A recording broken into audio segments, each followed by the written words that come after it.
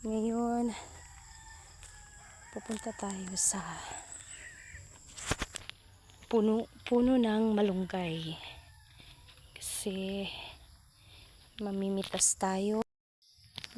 Kukuha tayo ng dahon para sa ating isdang sinabaw. Ito. Konti lang yung kukunin natin kasi mukhang kinukuhaan na ito dati.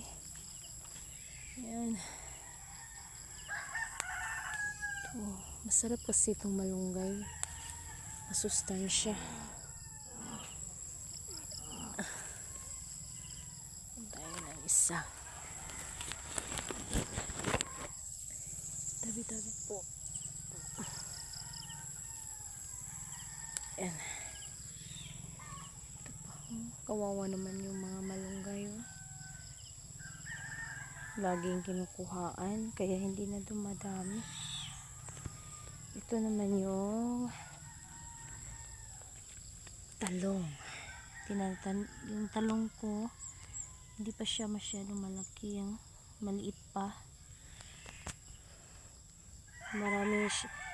Marami yata itong bunga. Maraming bulaklak kasi.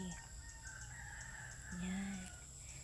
Tas yung mga kamuting kahoy namin dito, ang dami. Tinanim ni tatay. Yan tingnan nyo. Sobrang dami. Ang sarap kasi ng bungang kahoy, tas yung kamuting kahoy. Kasi nakakabusog talaga. Tas kung gusto mo gumawa ng puto, suman, ayan. Ang dami-dami.